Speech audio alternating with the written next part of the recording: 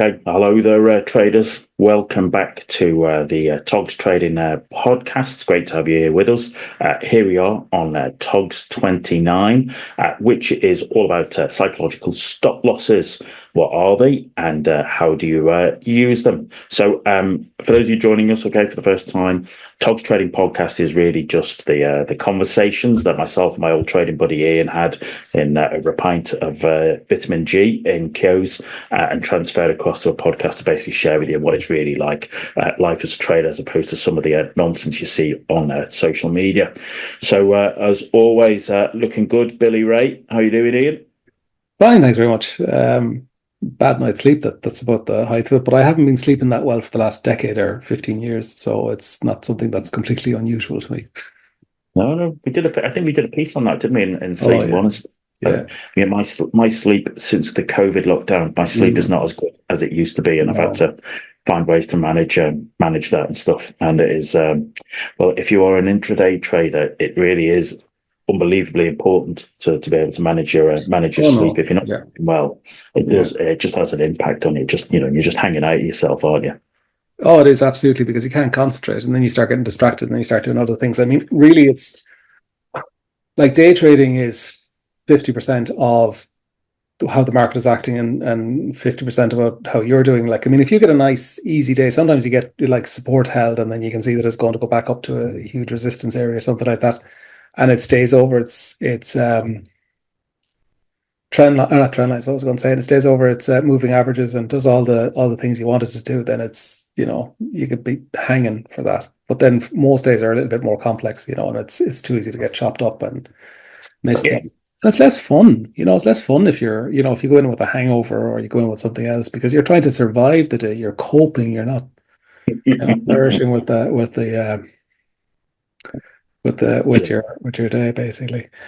Anyway, Um, I, yeah. Anyway, just Sorry. before we went down this, because I just thought it was very interesting, because this afternoon there I got a text message from a professional copy trader who No. and he'd been listening to the podcast, All right. and these were just a few of the things he said about copy trading, like problems that people have with copy trading. Uh, the copier might have $100 in his account, where the trader has 10,000 in their account. So a comfortable trade for the copier is not a comfortable trade for the $100 account, because it's just too small. Yeah. The copier might be trading an account with 1 to 20 leverage, while the trader, follower, basically is trading at 1 to 500, and that again Yeah. destroy an account. The copier might have their own open positions, which the trader trading the master account is blissfully unaware of, as he says here. The copier might be US citizen with a broker that doesn't allow hedging. So when the trader starts hedging, it physically won't be allowed in the copier's account. So I just thought those were interesting points from somebody Yeah. who does that for a living, basically. So thank you very much for that, the person who sent that in. Yeah, no, thanks for that. So listen, we always appreciate the comments and stuff from Harvey. That's really good, especially that last point. I hadn't really considered that. I don't, yeah, if you've got US clients or if you're a US trader, that Mm. would have an impact and stuff. So, no, that's brilliant. Thank you for that. I'm happy to share that. All right, anything that helps, sort of, just raise people's awareness and increase their knowledge and stuff of these little nuances, these little Mm. pieces that you only really understand when you're in the game for a good while and stuff. So thanks for that and stuff. And I have to, before we crack into our session, I have to, of course, mention you got yourself a little bit of a bunting going on there and stuff. Oh, So. yeah. Which kind of links into next week, just for listeners, there won't be a podcast. It's half term, but we will return on. I think it'll be the 7th of November, with a basically looking at what's happened after the US election. Has it gone through well, or has the country descended into civil war? But anyway, we'll see that in a couple of I weeks' time. know. But Yeah. yeah, so you've got yourself a bit of bunting up there and stuff. There, And you didn't I have an kind of eight-year-old go. son. All right, there you Oh, go. yeah, so we tend to do it's a big thing. Next week, next Saturday, or sorry, next Friday is their dressing up day, so they all have to get dressed up and go to the thing. And then usually we have a party in the house on Halloween. So it's usually all the kids here and everything like that. So it's an extra, more social Christmas. really. And It, excuse to drink is a good excuse. it's a big thing in Ireland as well, isn't it? It's the Well, I remember seeing we did half invent it. farm and what have you. And Yeah. as kids, it's there half time, but it was never as big a thing as it was in Ireland. It was a really big thing, and then it just seems to have got this taken on a kind of an energy all of itself with it from like a basically America and Ireland and stuff and what have you. And now it's become this big thing now, hasn't it? Probably kind of passed me by a bit too old for all that.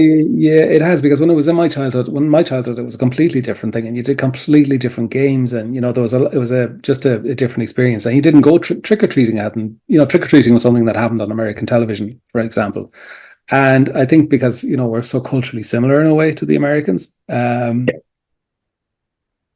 that we tend to follow, and whatever the Americans do tends to end up here. I mean, Ireland did invent Halloween. It was originally our festival, but I think it has become quite Americanized. I don't know. I kind of enjoy it. It's a nice enough evening. It's fun. There's kids here that we go out trick or treating with the kids, and I just sort of secretly drink whiskey all evening.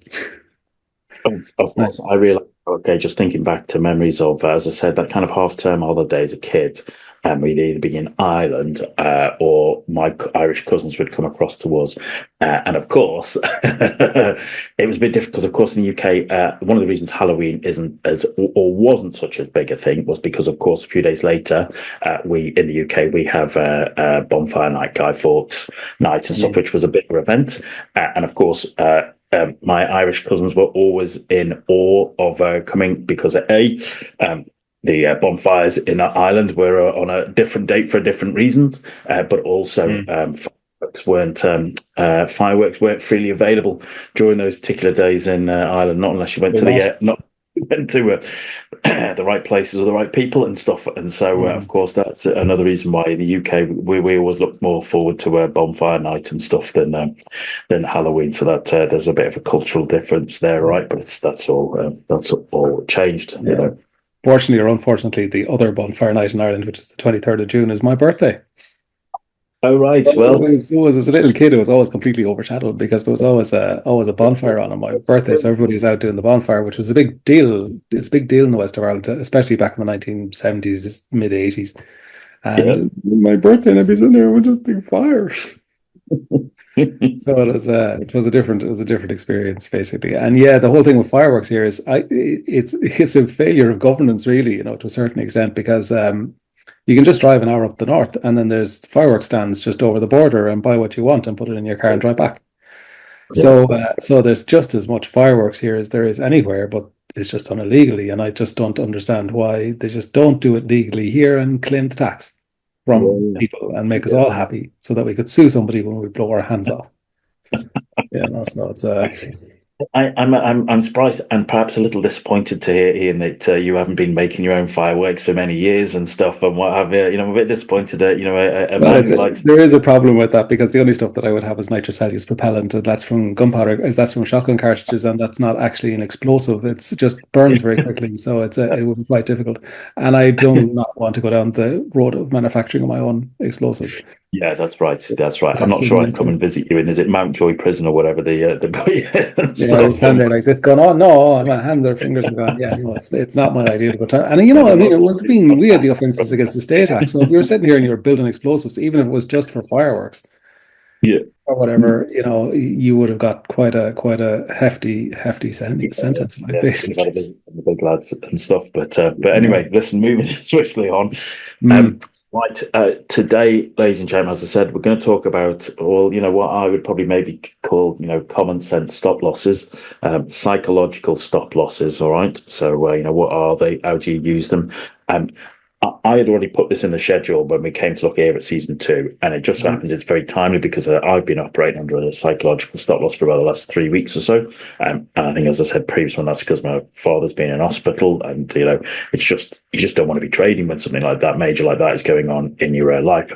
And it's timely that this is coming up on our own particular schedule. So, what do you make of them, Ian? What's your take? Well, frankly, I went down a bit of a rabbit hole. With the whole thing, I've ended up with 5 pages of I've noticed Bloody because hell. the thing is there's a big crossover with stress, basically. Yeah, yeah, And so, first of all, I suppose just to define it, so I just defined it as stopping due to some off-chart trauma, which has the ability to affect your trading, and that's as simple as I could. For example, loss, as in a family loss, a death, or something like that, an illness, or something seriously going wrong in your trading, which is another good reason to stop yourself from doing it. And then I wrote, men are particularly bad in general because we're trained and brought up to be stoic. yeah. And so not to feel that we should react emotionally to things. And stoicism is great in non-complex, dangerous things. You know, if you're in a trench getting shelled by the Russians, being stoic is a good thing. You know, if you're a caveman out hunting a scary lion, being stoic is a good thing. But they aren't complex tasks. Where trading is a complex task. Um, so if you're undergoing some form of stress, it can remove your ability to focus on the charts completely, and then so it's a time to stop. So it is. And yeah, no, I'm 100% there. And your definition of it. Mm. You're absolutely right that men in particular, I can't really speak for can't speak for females. I'm sure the some of our female listeners will be able to give us their own take on it. But men they like to think that they can operate in a silo, and that regardless of what's going on in the rest of their lives, that none of it will have any impact whatsoever on their trading ability or their trading decisions. And really, that's mostly nonsense. So I've seen experiences. You know, I've been on trading floors and seen, you know. Seen it have dramatic impacts, and maybe we'll talk a little bit about some anecdotes a little bit later. But but I'd agree I'd agree with you on all of that. Right, I'd be looking at basically there are just times where you are nowhere near 100%, all right, and you're actually doing yourself a disservice to be trading because you're nowhere near 100%. And so if you have my father was in hospital and very touch and go. That is just, you don't want to be sat in there trying to distract yourself from major event, all right, by actually thinking you can trade really, really well. Or on the flip side of it, if you have had, if you've had, family, friends, okay, pass away, that's just going to have a huge impact on your grief. We don't really swear on this podcast. We tend not to, but grief is a motherfucker, and it will affect you in ways and at times that you don't really understand or know and stuff and what have you. And so you have to deal with that before you can come back to being your normal self if you ever really return to your full normal self. But the flip side, when a child is born, Joseph and stuff there, okay, it's sort of trying to trade through the child is born. I always find new dads, okay, or new impending dads who I'm coaching to call up and stuff and say, oh yeah, my wife's going to be, my wife's pregnant, we're having a baby and stuff, and it'll be turning up in 4 months' time, but it'll be fine, Paul. I'll still be able to trade no bother through it. And, nothing will change. And I'm always forced to sort of have a little frank conversation with them about how your whole life is about to change, and it is naive to think nothing will change, and that you'll be able to trade through the experience. And why would you? It's one of your most amazing experiences as a human being. You should be there to support your partner and enjoy it and actually be fully engaged with it and stuff. But sometimes, as I said, the men think that they operate in a silo and nothing going on in their lives has an impact. And in fact, that's quite the opposite, isn't it, Ian? No, it is absolutely just one of the things we were mentioning because it's actually written down there later on. Things like grief and stuff like that. I was writing and I was going, I've never actually experienced that personally, Mm-hmm. really, not deeply anyway, certainly. And I found it really difficult actually when I was going through the whole thing. Like I've never lost a relationship that I really was that into. Never lost somebody that like I had to go and grieve for more than 2 days. I mean, I had a barber move to London once. That was really quite difficult for me, but you know, because he did magic things with my That is hair, so you. Yeah. That is So so you. yeah. But I think at a certain point, anyway, when anything's happening in your life, too much is happening in your life, you're coping. And once you're Yeah, coping, you're basically you're in a survival mode and you're trying to just get through this next thing. And it's one of the things that I've been relatively personally bad at. And I think it's also comes down to a certain amount of things that children, because one of the things children of authoritarian parents are really bad at picking up on stress or picking up that there's problems because they had stress their whole life. So it's normal, you know? Um, and so they tend their upbringing does not involve a lot of self-care, and it doesn't involve a lot of the training to understand that you might be stressed even. So there's a certain amount of there's a so they go into coping, they don't realize they're in coping because they're in coping their whole life, and then they come out the other side. um yeah, Stress also, it completely alters the hormonal makeup of your body, you know. So yeah, your body, it changes you as a person. Stress lives in your body. So it's and you can't underestimate that, because I mean hormones govern so much of just simply who you are, from testosterone to, you know, I mean, you can see it with things like, you know, you have hormonal birth control, for instance. You know, that is a change, and that has an effect on people. Or you have the new one of Ozempic, which is a hormonal difference in your life. Like, so, you know, all these things all affect you. yeah, So basically, when you are under stress, you are physically a different person on the inside and on the outside, because your skin looks worse. Stress it's a quality of life issue. yeah, I always think, and I yeah, think that that's something that people have to be very, because when you're in trading for a long time, it becomes the quality of your life. Like, your trading becomes the quality of how good you're getting on in your life. If and and so the stress that you're undergoing in trading becomes your quality of life. And I think that that's a, and I mean, you can feel it yourself every time the trading's going really good and there's money's flying in, and you think you're going to walk on water for your next trick. Like, you know, your quality of life is better, versus those periods of time when you're underperforming, or simply going through stops. Like, that's not yeah. that much fun, I think. Well, you make a few good comments there and stuff. I have experienced grief, and certainly not for the loss of my barber moving to another country. Yeah. But I was in the military. There was guys I worked with who were killed and stuff, and so you get an exposure to it. And then about 5 years or so ago, I had a couple of my friends, and included my best friend, all died suddenly. And yeah, I did, experience grief, and to the extent I went and did, like, I think about 6 sessions with a grief counselor and stuff, because I Mm, realised that basically, it was.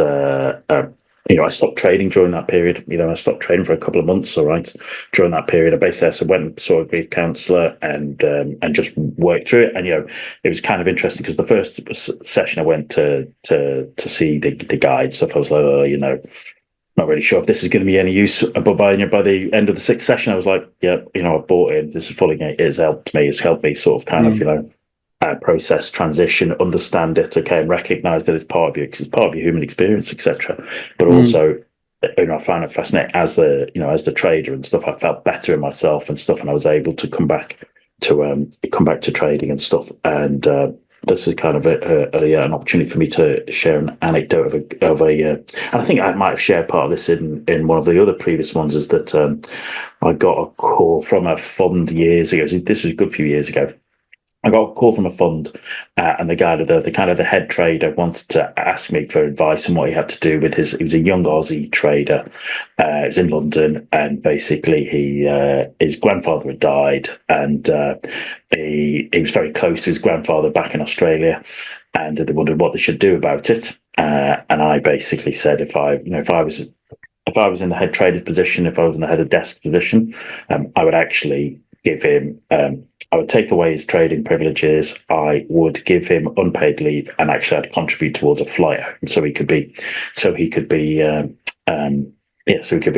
for the funeral, so to make sure that he was there and stuff, and back and looked after. The head trader just didn't like that at all. Didn't like the idea that A, he wouldn't be productive. B, that he'd have to pay either, to help him transition. So they shut that down. The trader himself was like, oh yeah, there's nothing wrong with me, I'm absolutely fine, no bother at all, I'm all good. And just carried on as were. And then over the next, I think it was about 6 weeks, that trader proceeded to destroy, I think it was like 2/3, it was like 2/3 of the entire fund's capital. Not his own trading capital, the entire fund's trading capital. Because he basically got himself into a kind of a grief loop of revenge trading, and it just got worse and worse and worse and worse, to the extent that it was only a small little fund and stuff, to the extent that fund actually ended up closing down because basically they spaffed it up the wall just on some utterly shit trading. And so it might have cost them, I don't know, let's say it might cost them 5 to 10 grand to give them a bit of time off and send him home. But what was that in comparison to basically, blowing up a fund, etc.? So, someone significant dies, you should not be trading, okay? And if there is grief, it will manifest itself, and it comes at horrific times and places and stuff. And so you need to honor it. All right, you need to honor it, you need to process it, and you need to work your way through it. Otherwise, because you just do not want to be going down that route of that young Aussie trader and stuff. So it's but it's always easy in hindsight, isn't it? It's always easy in hindsight. It is, yeah. It's just something. Is because just one of those human things that I just haven't experienced, and so it just doesn't work in my head. Something, it's like when you, as an only child, I have an only child, and you used to meet fellas with their sisters and go, your sister's really attractive, and they'd be like, oh, and I just didn't get that. I just didn't get how they couldn't couldn't see that, whatever. So it's lots of things like that, but that I think if you don't experience them yourself. But anyway, I was going to say is that stress it shuts you down. I think, and I remember watching, because there's all these videos out and about, and I'm in some Telegram stuff and things like that, where they're showing you combat videos from the Ukraine, and I was watching two fellas one day, and they were, the Ukrainians were attacking them, and these two Russian guys, they were running away from the Russians down the trench, or sorry, from the Ukrainians down the trench, and then they just stopped and lay down. Because they were so scared, it just got too much for them. Like they were over, and they couldn't think straight. And then the Ukrainian soldiers walked up and shot the two of them. Right, but that was the end of them. And then basically, the stress got to a certain point where they were so stressed that their own self-destruction seemed preferable. Because dying would stop the stress. It seemed more preferable to them at the time than just simply keeping running and hoping for the best. And so stress can be that big of a bad decision maker. And that links into just a very quick segue into that links into why the military spends so much time training. All right, skill is a drill. All right, skill is a drill. All right, and they just train people how to react automatically in such events, because they know that in the reality, as the first time you experience that, your brain turns to water, pours out of your ears, and you're running around like a headless chicken, unless you have been trained to a level of automatic response. In the same way that nurses and doctors in accident emergency trauma rooms, okay, they have training until it becomes an automatic response. One of the things I bang on about young traders and stuff is that part of it is about starting with maybe a simple mechanical that you can just literally train yourself to basically do what needs to be done at that right time and moment. Because when things happen fast, it is easier for you to become overwhelmed if you've not been trained and stuff, and then invariably it leads to self-destruction, whether you're a trader at home or whether you're a couple of lads in a trench in Ukraine and stuff and what have you. There are real benefits to be taken from that. I remember that even just from which I was just thinking about that even from my own younger days, like, because I used to do martial arts when I was younger, and then I used to get in a lot of fights. And the thing is that what gave you an advantage at the time was that you were planned. Everything was planned out ahead. You could see what you were supposed to do and how to get to the end of the situation, and then you would do a certain amount of stuff automatically because you had been trained to do it automatically. And I think that's, yes, it's kind of the same thing. And I think in some ways with with trading, particularly with intraday trading as well, is that you end up doing that to a certain extent. You automate as much as you possibly can. And when I say automate, I don't mean like build an algorithm. What I mean is that you come up with rules, so you have only one decision to make. So if you're going to go long, if I'm going to go long on something, I have the next 5 acts are all pre-planned. They're just doing the same thing again and again. So if I want to go long in a share, in a contract, that's my only decision. So I have less things I can screw up. Basically, I know where my stop is going to be. I know how the entry is going to be. I know what everything else, you're not making anything up on the fly, and you can't be making things up on the fly when you're day trading. You have places where it's high probability, places that are low probability, and then that's pretty much it. And I think as well, stress is simply it's a divergence between how you think life should be and how it is, which is also a type of fear, because you're afraid of some future event that's going to come down that potentially can come down the line and get you in some way or other. And I think that's basically that's what stress is. And also I think it's very generic. You can only feel certain levels of stress. And they can be for lots of different things, because I think stress is a physiological way or psychological way of getting you to do something. Mm-hmm. Because if you go back to the Stone Age, you would feel stressed. That means that you would get off your backside and you would go and do something, because you would fear the future outcome of something, of starvation or whatever. And then you get up off your backside and have to go and do something. And those, a lot of times I always think I was in somebody's house once who was in some sort of health cult thing, and it was a cult, really, it wasn't anything else. And they're showing me pictures of these happy native people from wherever they were. And their lives have to be just as stressful, as modern life, because they have to, first of all, trap their own food. You'd have to be worried about your children, partners, whatever it is, going out and hunting, and there being a hunting accident. So, I think there's always been stress, and I think that stress is stress is just a means of getting you to behave, but it's to a point. And a lot of the time, a lot of that stuff when we were being built, again, it wasn't complex stuff. Blow dart at the monkey it's a skill, but it's not overly complex either. So you can feel stressed about not getting the monkey, but it isn't futures trade or futures contracts how they move in relation to their technical analysis, whatever. So yeah, and you're right. And there was a huge amount of context to be taken into account there in terms of stress. And I realised I don't mind a bit of stress. I quite like a bit of stress. I actually operate really well under stress. It's distress. That's when it goes into distress. That's when problems happen. That's when problems happen. Whether it be on a battlefield or a boardroom or a trading floor or a sports field, that's it's when the distress. That's when that kicks in and stuff, and that causes all sorts of issues and stuff. And and it is a lot of it is about context. So even this morning, I spoke to clients, and they were going through conversations about moving out of their home, moving in with their partner. It's something they've never done before. That in itself is stressful, because it's a fear of the unknown. It's uncertainty, isn't it? You're thinking, well, hang on a minute, is this going to work out? What's this going to cost me?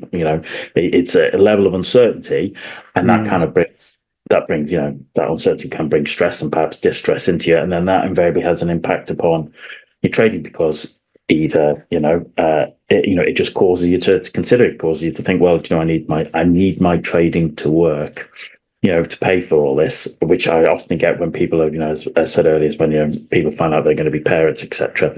And of course, that is now adding stress and pressure to your trading anyway, etc. And when you don't really need it, you don't really need it at all and stuff. So all of these things, as I said, there's an element of context about it, and that leads to. I'm a great believer prevention is better than cure, and you want to be taking your breaks before you have to take your breaks. So, if you find yourself psychologically exhausted or burnt out, well, then you definitely should be taking a break, almost like a psychological stop loss. But also, you might be spending a bit of that time to work out, well, hang on a minute, what, if any, warning signs were there before I became so exhausted and burnt out? Because I assure you they'll be there. I assure you that they will be there in one way or another, and recognizing that and managing that is the sort of thing that will help you, etc. You can maybe think about that. I know myself. You Oh, yeah, sorry. on sorry, you were going to say something that. I was just going because even recognizing it is a skill. I mean, it's a skill that I'm particularly bad at. I'm absolutely horrific at realizing I'm stressed. Um, I, and I think that part of, I remember when I was a young guy in my and I had loads of like weird physical things going on at the time. Like, and I was only like so even in my 20s at the time, and I remember going to the doctor, and he's saying, they did a load of tests and all that kind of stuff, and they went, "Are you just stressed?" Like, and I was going, "No, what would make you think that I was stressed?" And it turns out that I was actually enormously stressed at the time, and that was what the whole physical problem was. And it was simply I had no ability at the time to be able to self-examine. And always have, as I've said loads of times, like I'll trade when I shouldn't trade because I'm not good at recognizing it. I can see overwhelmingness. I can see myself when I'm overwhelmed. yep. Like I know I'm overwhelmed at certain points, and I know that I will make big errors when I'm overwhelmed. And that's just in general in life, So and that's one area where I know, okay, I'm overwhelmed. I need to take 10 minutes to stop and do something else. But in general, even though I'd be relatively self-reflected, not great with knowing that I'm stressed. And it's literally it's a childhood thing. I couldn't do it when I was a child because I had a stressful childhood, and so consequently, you didn't learn what stress was because it was always constant stress. So you didn't learn it. If it's normal for you, you just don't know that it's different. I mean, if being relaxed and happy is not your default, you just don't know it. And then it ended up, I think, with that doing things like I was a complete workaholic for years and stuff like that. So yeah, that was basically it. I also think as well that an awful lot of the advice, and particularly some of the advice for trading, is so generic. Because with stress you have to be very self-reflected. You have to be able to go out and recognize that there is a problem. And I find an awful lot of the advice that you get is, like develop self-discipline, manage your emotions type stuff is so generic that um, there isn't enough in it really for you to make any headway. And I've read quite a lot of stuff, and have had trouble making headway with that one particular thing. So it's a real difficulty. And the thing is that with self-reflection, I think self-reflection is probably one of the, if you were to put 4 skills into trading and they were all equal, I would say self-reflection is one of those 4 skills. I mean, technical analysis and self-reflection are both as important as each other. Having a good system is useless without being able to reflect on yourself and see what you are like as a person and all this kind of stuff. It's a I would 100% agree that self-reflection, and that self-reflection is what raises your self-awareness. Okay, and that awareness allows you to make better decisions going forward in the future, and that's what we're looking to. That's what helps you as a trader. Might not necessarily help you in other areas of your life, but yeah, definitely as a trader, it most definitely does. Oh, I And think quite the opposite. I think it helps you everywhere in your life. I really think that self-reflection is probably because by self-reflecting on something yourself, right? So if you go in and you can see, if you can think about whatever it is, and you can see the emotions the other person can have, is probably going to have, or the reaction that they're probably going to have, then you're able to plan your actions in the future. Like, you're able to do, whether it's in a relationship or whatever is, and everybody does it to some level. If you broke your partner's favorite picture or something like that, just on a sort of a thing, you would know that there's going to be a reaction from that, and so on and so forth. I think with self-reflection is it allows you to model all those things in your head to see how you would react to them, and then you can work out how somebody else is going to react to them, and then off you go. I think it's a really, really great skill. And when I started off with it, how I learned to do it first was to just find the basic emotion. So how was I reacting to something? Was I angry? Was I sad? Was I depressed? Was I whatever? Was I afraid? And there's usually some base thing that whatever's troubling you is causing. So you might be insecure about something, let's say, for instance. And when you're dealing with a certain person, they trigger that one particular insecurity, and it's because, and then you go back and you can find out that you're insecure about this one thing, and that your base thing is that you're feeling insecure, which is all. I mean, these are all just variations of fear, basically, because that's all insecurity is fear. And then you can go, all right, I'm afraid. That person makes me afraid, and then you can actually go and do something about it. So I think it's a massive help. Yeah. No, I would agree with it. I would agree with it. It's a case of well, listen, it's a huge Air Force thing that you debrief everything, right? You just get into a mentality, debriefing everything, reflecting on it, so you can learn from it, so you can extract the most value of it. And I brought that to my trading, and it helped. And I brought that to my own personal development in terms of raising self awareness and stuff and what have you. I think it is. I think it is unbelievably important. So my kind of comment there was due to an experience with an ex of mine, an Irish actress ex.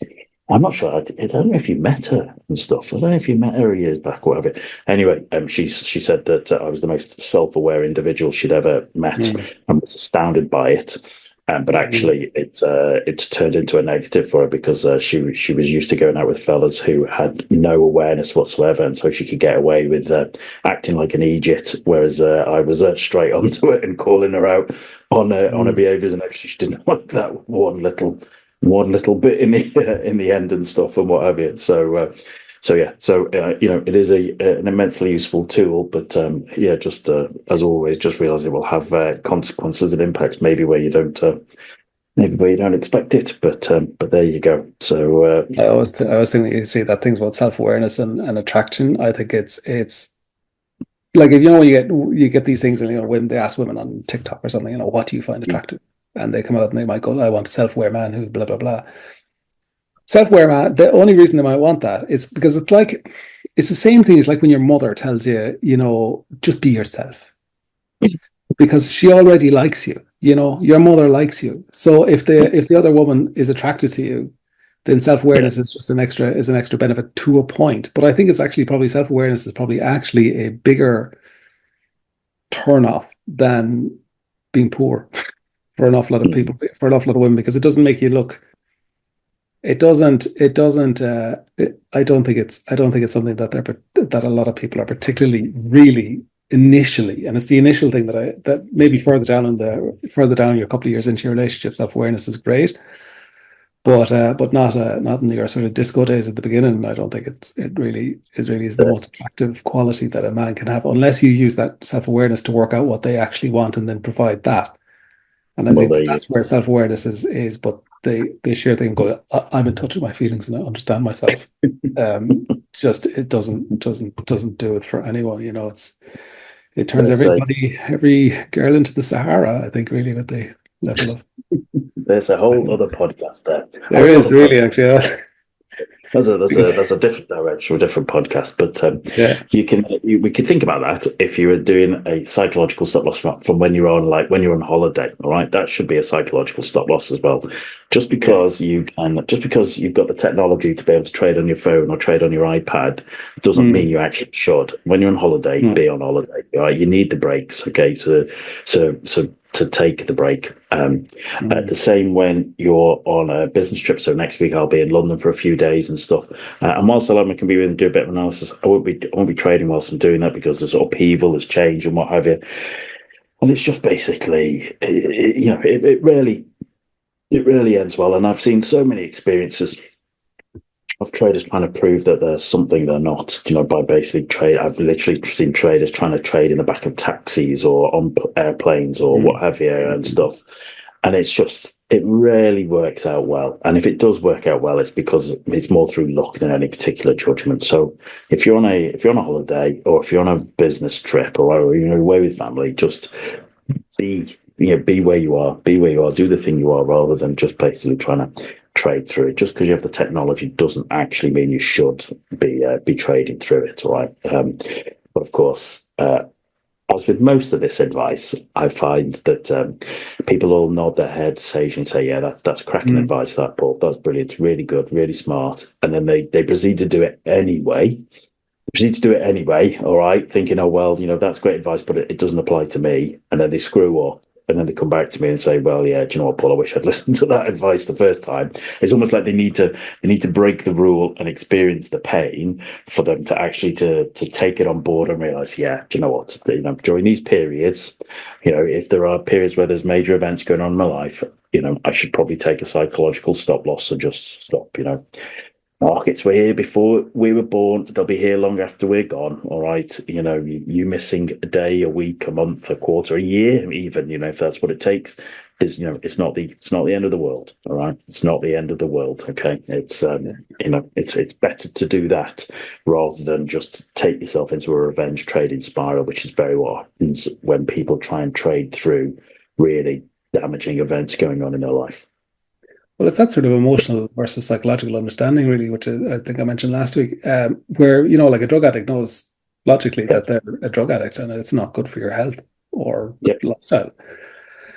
But they psychologically don't, it doesn't clue in, it doesn't make the change. So you can give anybody loads of advice. And that's one of the really big issues I find sometimes with trading is that you give advice, it's good advice, it's working advice. And they come back a week later and they're like, "Well, I didn't do it because, I was like," there was one of your people one time. I was talking to them in a pub at the back of a pub one time, and you would show them a setup, and the setup was working, but this particular person had so much sunk cost in their own setup that they would veer back to their own setup, which wasn't working. Yeah. And then because they simply had an emotional relationship rather than the logical idea of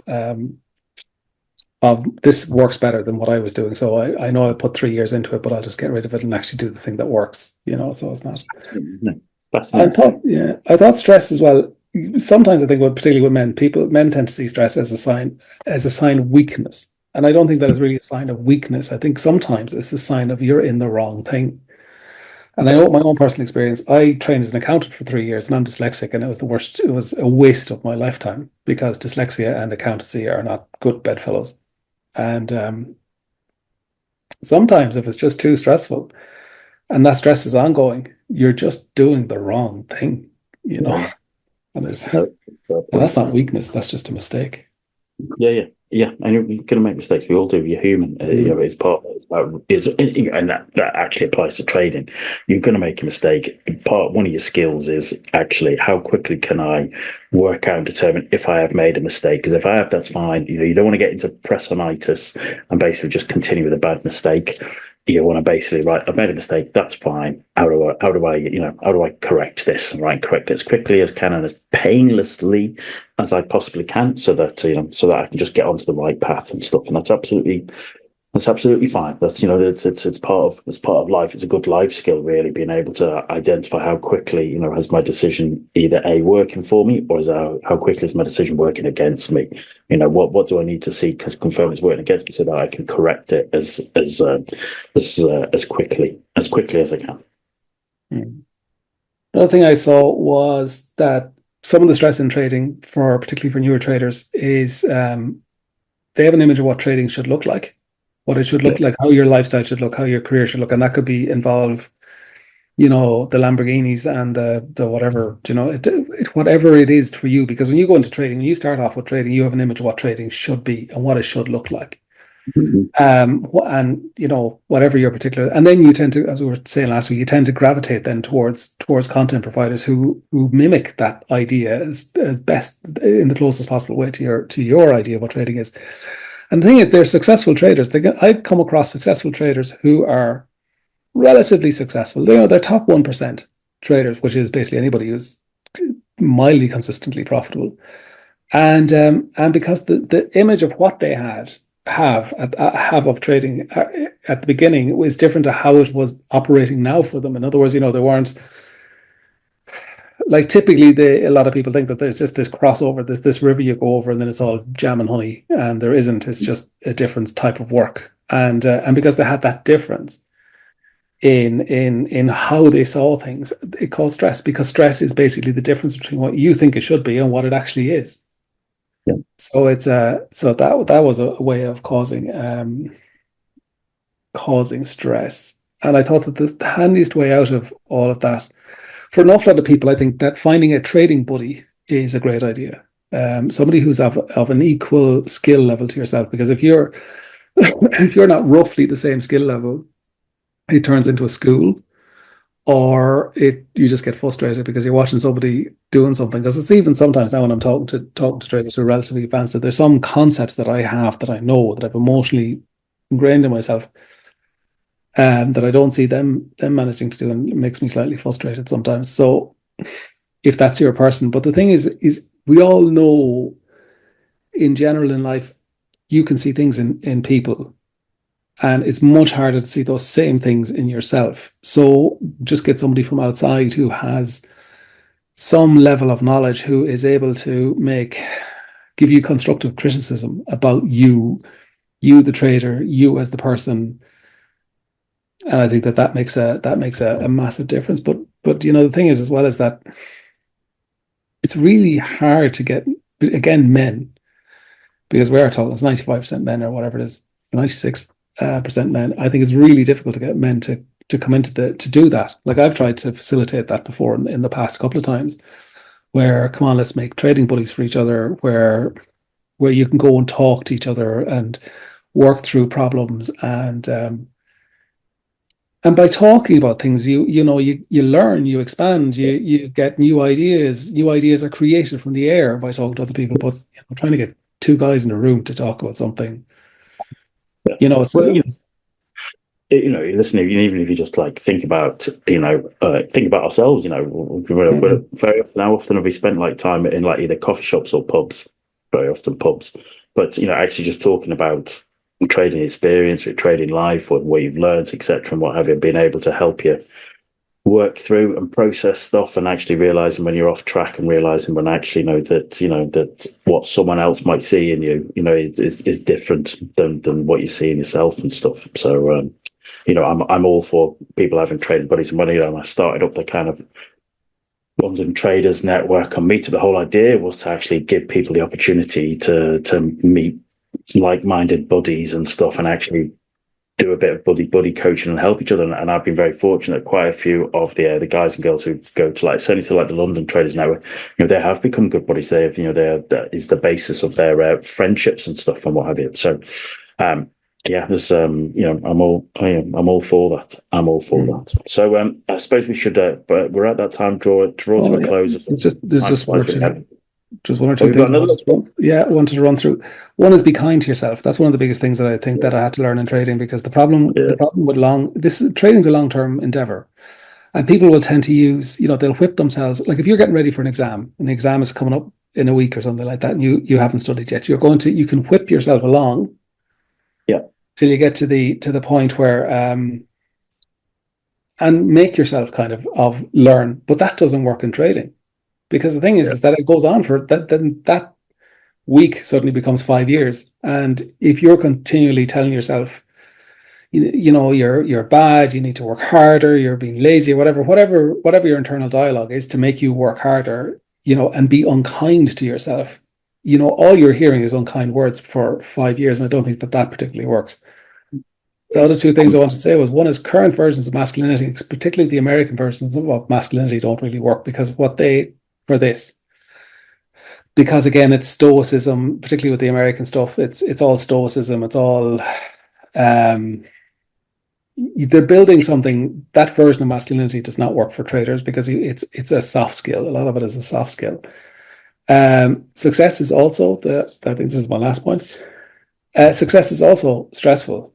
Don't underestimate how much stress there is in being in a fast-moving positive trade with the right position size. If you're in a trade and it's flying upwards and you're making loads of money, there's excitement, but excitement is just another word for stress. So people will screw up, to get out of that stress. They will self sabotage because they're feeling stress being in that trade. They don't want to be. Reality, they want it to close down and get the hell out of it. And that's it. Yeah, there you go. Excellent points there and stuff. No, and all of which really solid, good points and stuff. So it's yeah, it's probably fair to say this. There might be a topic that wouldn't necessarily leap to the top of the list of people what they should talk about, but actually, as you discuss it, you realise it becomes this huge, big topic, and that actually is really it's quite useful to understand. It's useful to explore. It's useful to reflect upon for yourself. Okay, how well, how good are you at the moment and stuff. How capable are you at having the awareness to realize that actually, you probably do need a bit of a stop loss in place, a psychological stop loss in place, and you do actually need a bit of time to reflect so that you can actually move forward better rather than getting yourself into that revenge doom spiral, which is what we want to avoid, isn't it? Well, in many ways, trading is all about stress, because the stress is the reason that most people get into trading, because they are stressed about some element of their life. And the only two reasons to get out of trading is, one is that you lose all your money. That's one good reason to get out of trading. And the second reason is because of stress, because it is a stressful occupation. And I think a lot of people, they call it a lot of things, that I'm not progressing, or I'm not.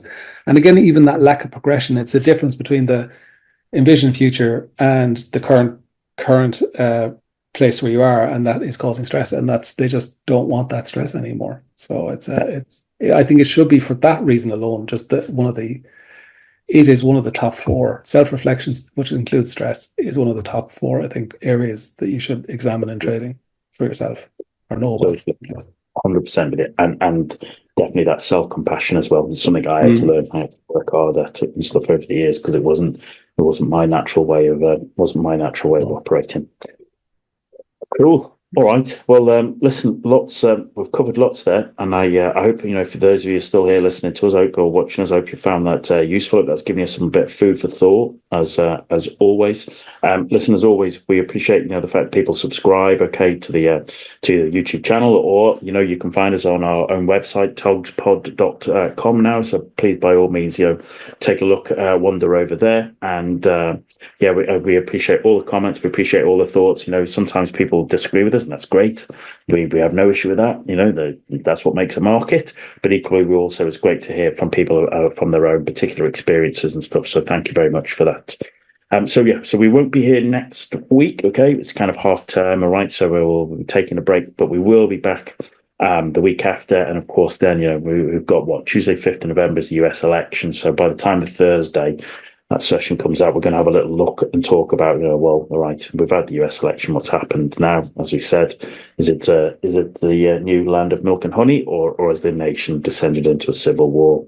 We shall wait and see with bated breath. So, once again, listen, thanks for joining us. Thanks, Ian. All right, thanks. Good to see you as always. Enjoy your little Halloween party with the lad and the family, and we'll see everybody in a couple of weeks' time. Thanks very much, everybody. Cheers.